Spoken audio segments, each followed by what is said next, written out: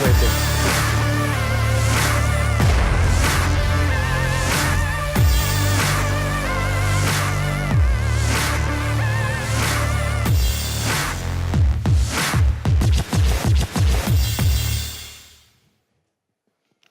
Good morning, huomenta, kumorron. It's a true pleasure to be here today, and I must come out with my true colors first. Antti said in the previous presentation that people move to cities to realize their dreams. I must confess, I am a brutally pragmatic economist. People move to cities because typically they make twice or three times as much money as they would in the agriculture or the rural jobs that they typically would stay at. So sorry, Antti, I think there we agree, but everything else I liked about what you had to say. So smart cities, it's probably not the most hyped up technology today. It's really hard to compete with AI. But 10 years ago, it was right up there.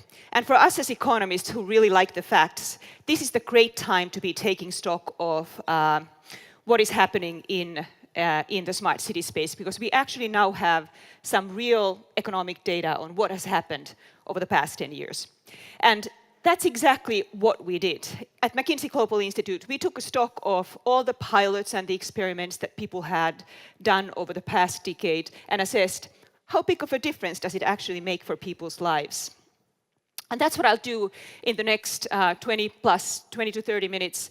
And actually, if I could get the clock in here, that would be fabulous, because I don't think I can see it right now, so I know exactly how much time I have left. But what I'll do is that I'll tell you what we found when we looked at the impact of smart city solutions to people's quality of life. Then I'll tell you what we learned when we looked at a snapshot of cities around the globe to see how far they are in the process of deploying these applications. And I'll finish with some thoughts on what we would need to do in order to speed up faster and do more on that time. So with that, let's start from the beginning. What is smart city? I think there is probably as many definitions as there are people in this room, because we all have a slightly different take. So let me be clear on what we mean by smart cities. We mean it by adding an intelligent digital layer on top of the physical and people infrastructure. In other words, when you have the physical city and you have all the people and talent, how much better off would we be if we added a set of connected smartphones and sensors that create the flow of continuous data, of real-time data to the world. And this data is then translated into apps and platforms and solutions that give people opportunities to use that data in a way to make better decisions. And when we collectively do these decisions, we actually make the city more efficient.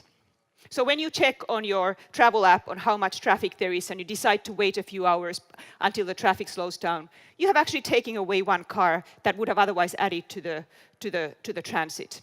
Or if you are a tram driver in Helsinki and you actually see the alert that says that, okay, there might be something wrong with the engine, and you say, hey, let's go and fix it up right now, you might be avoiding a traffic delay of the fact that the tram actually fell down sometime later. Probably more likely to happen in some other cities than in Helsinki. I think I seldom see that being a problem here. But that's the definition of the city. It really is the fact that we'd have millions of individual decisions that people can make because of this intelligence layer that make the city more efficient and more livable. But how much more efficient and how much more livable? That's the question that we really wanted to go after in our research. And the way we did this, that we took about 60 applications that are already in practice somewhere in the world, that went from a very broad range of tools that use data to make better decisions that can change the life in cities. They were mobility, government services, but also healthcare, security, even social connectivity. So a very broad range of applications. And then we assessed them not just from the perspective of what is happening, what's the financials of that solution, but how does this actually change the quality of life? How much time we get back by not wasting it in inefficient processes? How much healthier we are because we make better choices? How much safer we are because we can reduce crime, etc. And we had 7 different kinds of dimensions on this. And what did we find? We were actually surprised to see that you could get something to the range of 10 to 30% improvements in most of these dimensions. Antti talked previously about the Sustainable Development Goals. We estimate that roughly 70% of those goals, of the number of goals there are, could be substantially or moderately improved based on smart city solutions. So that actually is really, really good news on all fronts. So let me give you a few examples just to give you a flavor of what's behind them. So time and convenience. Time wasted in traffic is probably the biggest pain for most urban citizens. It's always at the top of reasons of why people are not happy about their life. That's the one thing they complain about. You can actually reduce daily commutes for most individuals relatively efficiently with oftentimes a combination of multiple mobility solutions. So for example, and that these of course vary, the range reflects the fact that obviously what kind of a city you have and what kind of solutions you are the best there, and so how much their potential is to improve varies somewhat. So the mobility solutions, for example, let's imagine a dense city like New York with a very intense, very tight metro system across the board, and where people on average commute something over 45 minutes or so. In that case, if you can do things like provide people real-time information of where the transit systems are, where the metros are, you can give them digital tools so you don't need to wait for any of the payments. You can have predictive maintenance, which is a big challenge in New York specifically, so you can actually avoid those terrible days when the metro system is stopped. Those are the right solutions to go after there. In another city, such as Rio de Janeiro, for example, which is a very broadly spread, largely car and bus-driven system, the solutions are obviously very different. There it's about intelligent traffic lights so that you can get the flows, respond to the traffic flows in real time. It's about digital payments so that people don't need to be counting their cents so that they have the exact change, which frankly happens in many cities still in many parts of the world. And then it is about having better transit information, having parking apps so that people don't need to be circling around the block to look for a place to leave their car in the most busy parts of the world. So that's just an example on the time and convenience. Health, just to give you another sense, it's a very different story. Here, the disease burden of what creates unhealthy lives or leads to death are very different in high-income economies, where it's typically, and low-income ones. So in high-income ones, typically it's about the long-term diseases. It's heart disease, it is diabetes, that basically needs to be controlled. The solutions to improve life there is to really have at-distance monitoring, so you immediately know when your blood sugar is low, or if you have some incidents in your heart that you would need to respond to. For many of these folks, being able to get tele-rehab or exercises, for example, that you can do at the distance, consultation at distance, all of those things can really make the compliance of your healthcare program much easier to follow. So it's all about the management of the typically largely older citizens' healthcare situation. In African cities such as Lagos, for example, most of the health burden comes from perfectly preventable diseases. It's infectious diseases, it's unsafe sex. And these ones, the solutions are very different, often very simple, like some of the mHealth solutions where you actually target messages to young teenagers about safe sex, about, for example, for pregnant teenagers, how to take care of yourself, or for young mothers, the importance of vaccinations and sanitation. All of these things are extremely important as preventive actions. And after that, really monitoring infectious diseases. When you find that people are getting sick from water, you want to hear that right away and address it before more and more people have time to improve.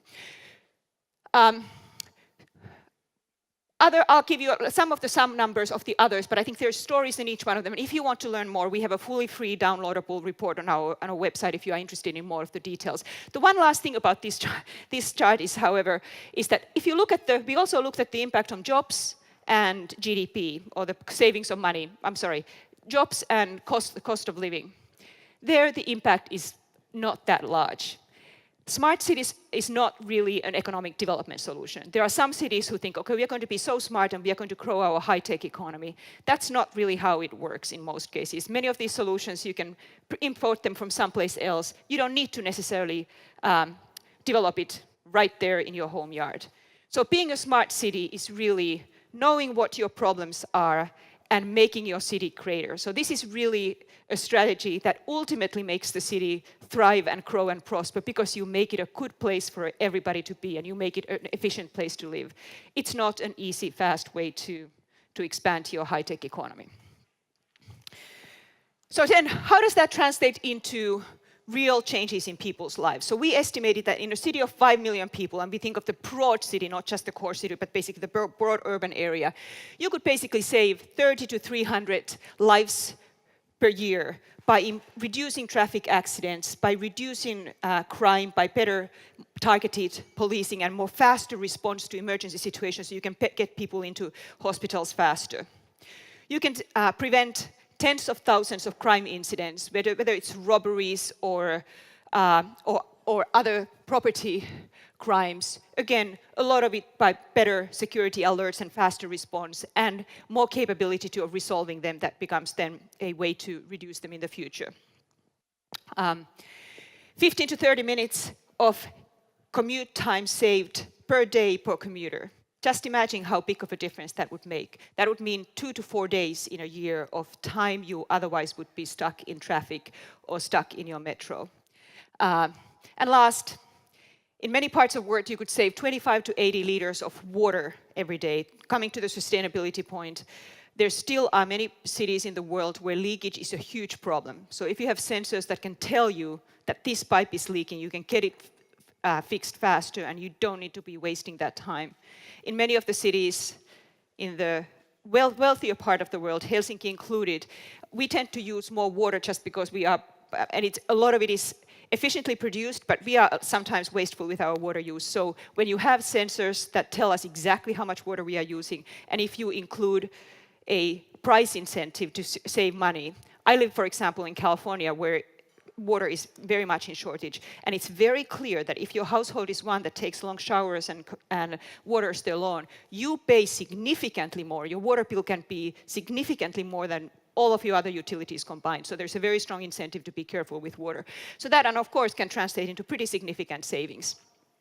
And that, of course, not only will this mean that the city will work better, we are more efficient in our resource use, but it also means that we will be much more economically wise in the way we do. So for example, if we save the water consumption, we don't need to build as many water plants to supply that, which is a clear saving.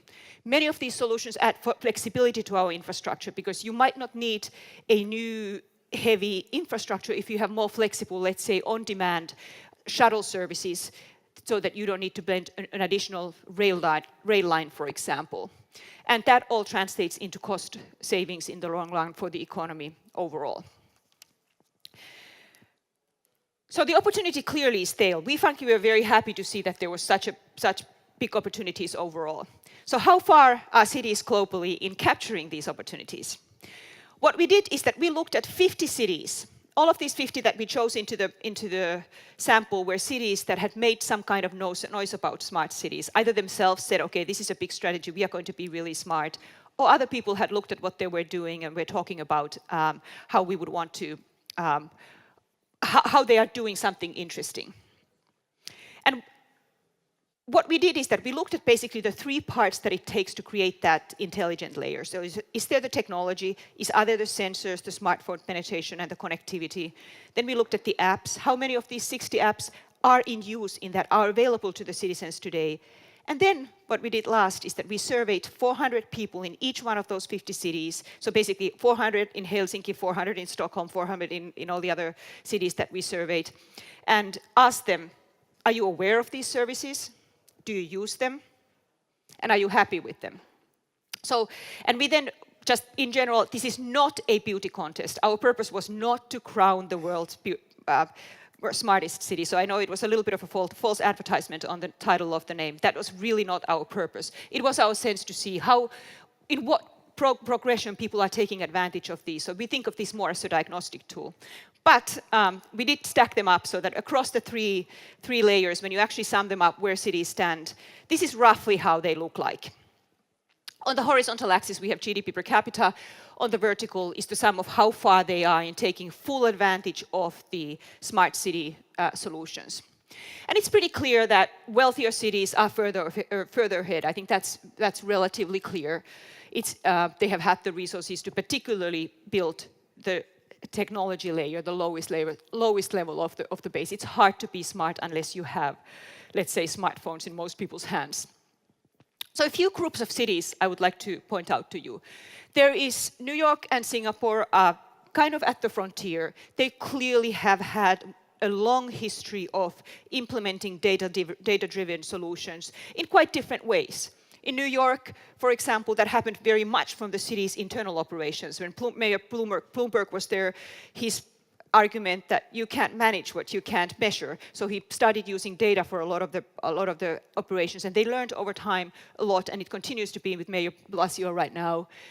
A big initiative, and now they collaborate with many of the private sector companies on things they have done. Singapore, on the other hand, has made it as part of their national strategy of being smart, and it's very much a guiding principle for many things they do, and I think it's not surprising that they have been leaders. Another group I think is a very interesting one. It's the Shanghai, Shenzhen, Beijing, and Seoul on the top left corner. These are cities with relatively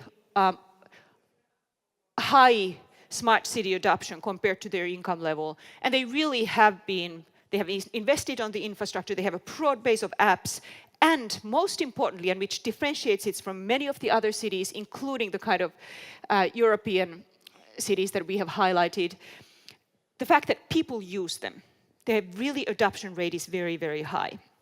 So that is, it sounds like they are, because of the fact that there is so many consumer solutions that are digital, they are very used to using these kind of apps, and that makes a big difference. And when you look at then let's say Helsinki, for example, Helsinki looks very good. It's quite high up on the European list. You have done many things well in this city. The one thing that tends to be in common for the European cities that are somewhere, I think, we expected them to be higher. And the reason is not because they don't have the technology, they do. They also have a lot of the apps, but people are just not so keen users of them. And we were wondering about that first, and our hypothesis was somewhat solved with the case of Tokyo. I don't know if you can see the Tokyo, it's at the on the 50, the lowest stopping there. Tokyo has a very strong technology base, yet the applications and especially the use is very, very low. Actually, when we ran the first survey in Tokyo, the 400 people, we thought we had made a mistake, and we ran the survey again because it was so low we couldn't believe it. But it came back exactly the same way. And our colleagues in Tokyo then told us that they're actually not that surprised. It's a very old city. People have the same routes that they use for their transits. They have done the same thing for 30 years. And actually the trains run pretty much in time in Tokyo. So there's been a less incentive for people to adopt it. And we think that actually explains some of the European stories as well. We have an older population. Some of the apps may not be felt as needed, particularly if you are used to doing things in a certain way, and they work fine for you. So that was just the overall picture. So there's some exciting pictures actually on the lower end as well. Cities such as Pune or Santiago, they don't have the full technology layer. They don't have as many sensors that take a lot of money from often cash-strapped cities. But they have a lot of applications that they use, and people are very, very enthusiastic of users of those. So I think there is potential for more as long as the technology comes in. Let's have a little bit of a look at what we found on Helsinki, because I suspect my audience might be interested on that city specifically. So on the three layers, yes, technology does very well overall on the technology base. And there's also a relatively broad base of applications. On the right-hand side, mobility is the area where most applications and most cities have expanded, and Helsinki is no exception, and is a clear leader. Clearly that has been a big priority, and there's a lot that has been done. Where Helsinki really does stand out, however, is on the government services. Digital services are significantly above global average and the peers as well. So I think that's an area that is high up. Healthcare, it is not as broadly adopted across the globe, and again, Helsinki is no exception. This is the one area where the potential benefits and the cost savings and the citizen satisfaction is actually, the potential is the largest globally, and definitely in Helsinki as well. Security may not be as necessary. Utilities, there is some of them, but clearly a relatively broad base or solutions base, and very much at the par or above of the world. The resident adoption is the one where Helsinki is lower than the average, so it clearly reflects that not everyone in the city is using the applications. The question, of course, is that we are trying to make people's lives better. So how are the choices of what have been done in Helsinki actually reflecting what the citizens want? So we took advantage of the survey and not only asked them about what they use, but we also asked them, so what are the biggest problems in the city? So we know whether the apps are actually going against the problems, and what kind of new digital services they would like to see. And this is what they responded.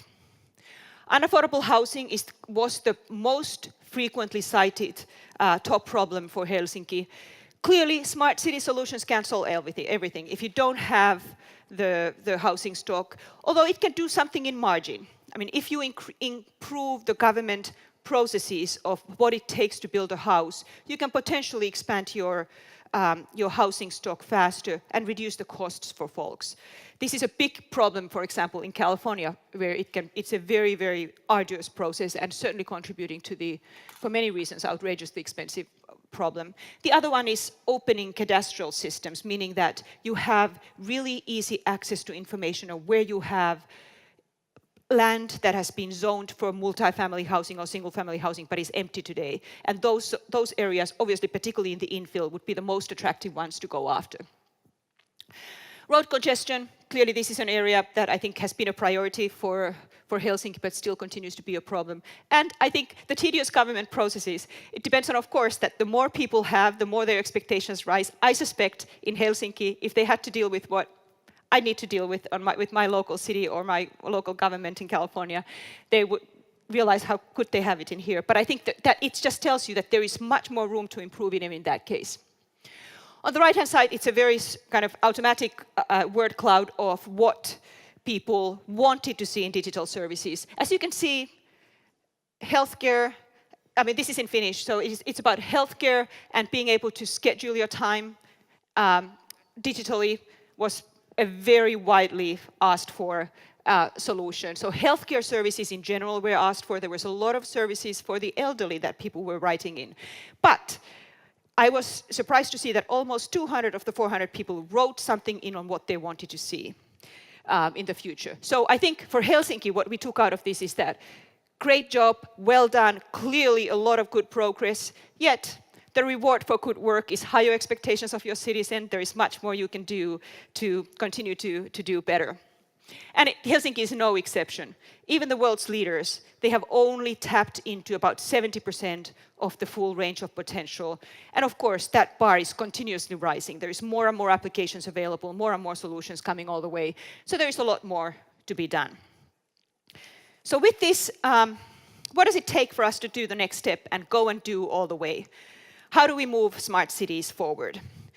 The biggest challenge in the smart cities, as well as in just about anything you do in a city, it is truly a team sport. There is only so much a city can do alone. There is only so much a company can do alone. It really does take everyone to play.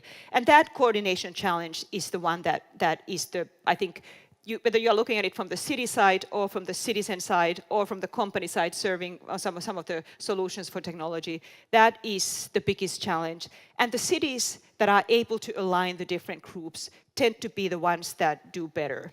I think, I don't think I need to, I think I'm preaching to the choir if I talk about ecosystem and the importance. Public sector and government can be a big player. In some cities, it is really the engine that starts everything. I mentioned New York and Singapore. That really has been largely a government-led effort that then leads into collaboration.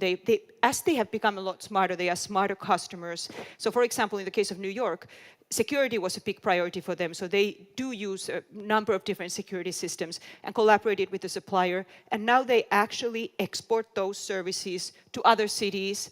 And New York gets part of the profits. So in a way, New York is now almost a partner on the effort of expanding that. Private sector, critical role to play and a critical enabler where, and I think it has been a challenging market for many of the private sector companies because there isn't the scale, every city is different, and every city wants their own solution. So for the private sector, it's often a challenge. But in some smart cities, actually, if anybody noticed, San Francisco was relatively high on the smart city ranking, and it really has been the private sector making. The city has not been a front runner there, but a lot of the applications, the solutions, have been developed by individual companies and suppliers. Everything from the smart parking solutions to actually in our Bay Area, we have a lot of folks. The city of Santa Clara, for example, has been building an app to target homeless population, make sure they actually identify the biggest at-risk folks to make sure they get to shelters first, etc. So there's lots of activity happening. Nonprofits and academia, big part of not only inspiration, ideation, but also tracking, keeping people honest, and oftentimes critical collaborators to train and make things happen for folks. And when we talk about ecosystem, we often don't talk about the people, but it's the residents ultimately and their usage that will make a difference. If we think that the benefits come from the fact that people change their behavior, if we only have a coverage or in certain neighborhoods that are wealthier, and big parts of the city don't have the same kind of connectivity, or if solutions are expensive and most people can't afford them, or if actually you don't have a lot of smartphones in people's hands, there is only so much you can do because the benefits come from the fact that everybody changes their behavior. So for that reason, really, we need to make sure that technology works for everyone. And smart cities don't need to be equitable cities unless that is made a priority. And I think that is very, very true, as in most other economic things. Yet there is so much that smart solutions can do to be inclusive. For example, let me give an example. There's a Dublin-based nonprofit addressing the unaddressed that has basically created geolocation-specific addresses in some of the slums in India. So they have basically given a presence, a location that allows 30,000 people to now have an identity that allows them to get a biometric number that allows them to vote and allows them to get to services, etc. I already mentioned Santa Clara's homeless population applications that is very targeted for that. In Singapore, for example, you can have either disability or an elderly card that when you are walking to the street crossing, you can touch it on the place where you touch for having the red man come in. And it's called the Green Man Plus because you get more time to cross the street. In London, I don't know if anybody has heard about Wayfinder. It is an app on your phone that has your very precise location. And for visually impaired people, it gives you audio guidance on how to navigate the London Tube. As many of you know, it is not always easy to know exactly which way to go and what stairs to go up and down. There is a lot that these smart solutions can do to make cities inclusive for everyone, but it won't happen unless we think about it that way. And for cities like Helsinki, what do you think is the population that we might want to think a lot more about? It's the elderly. In our survey, when we looked at their usage, there is a clear drop on the first one is the awareness. Are you aware of the app? Second one, have you used them or do you use them and how satisfied you are? So there is a 10% gap in the usage between the 55 plus and the youngest segment. This actually is not bad. In most other cities, that curve is much, much steeper. You don't need to go as far as Stockholm. There it drops from 33% to 13%, so it's much less than a half of the elderly population's usage.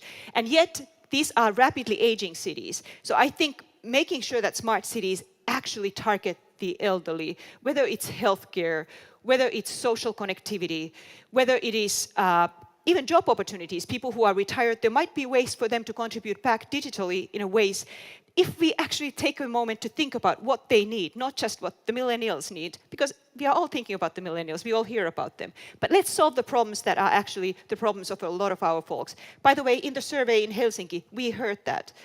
Some solutions that make us elderly not stay alone at home. That was one of the comments that actually made me stop. And I was thinking about what are the most exciting solutions that I have heard of that. And my favorite example is from Chicago. There is an elderly care home, and they have a relationship with the Brazilian school that teaches English. And they have video conference sets where you basically they match an elderly person still in a very capable condition with the Brazilian student, and they speak in English. So the Brazilian students get practice, and the elderly person gets connected to a young person from another world. They don't often get those opportunities to spend time with the other generation. So I think all of these things are potentially ways for us to think of how do we target the elderly population. And frankly, the benefits for mental health, the benefits for savings in healthcare, and the benefits in just serving them can be so much higher. And I think this is an area where I think Helsinki, Finland, and Scandinavia in general could be a big leader for multiple reasons. So that's just a quick snapshot of the story, just to leave you with a few thoughts of what we took away from having done this exercise. The first one is focus on what needs fixing. There is no such thing as we want to be the smartest city in the world. It is about our city has three problems. How are we going to solve them? And smart city solutions, the digital ones, is one tool in the toolkit. Yes, it's an exciting and new one, but it needs to be a comprehensive solution. So I'll give an example. Moscow, for example, even though you may complain about their traffic, they have done actually a lot over the last 10 years. They have added 1 million new cars, yet the average speed has increased by 13%. And that has taken a lot more than just a few apps. It has expanded public transit, etc. But thinking about what your city needs to do and making smart cities part of that is the way to go. There is no smart or technology for technology's sake at all. Second, align a team of collaborations. This is a team sport, and I know I'm preaching to the choir, but this is often a tough thing to do. And how do you bring everybody around the same table and make sure they pull ahead in the same direction? My favorite example of this is actually Oulu, which I often talk about in the world. When Oulu earlier on started their operations in mobile technology, it really was a collaboration between the city, the university, the Nokia, the technology provider, and everybody basically came together every 6 months, I heard, to a sauna evening to go and align on what the next plan is so that they all do the right thing to make Oulu grow, because they all want it to be successful. And I think that's what it takes. There's many stories in other parts of the world in different ways of doing that, but I think that's the spirit. How do you bring everyone around the table? And last, include all citizens. Because of the fact that it comes from having everybody change their behavior, we need everybody included. Thank you.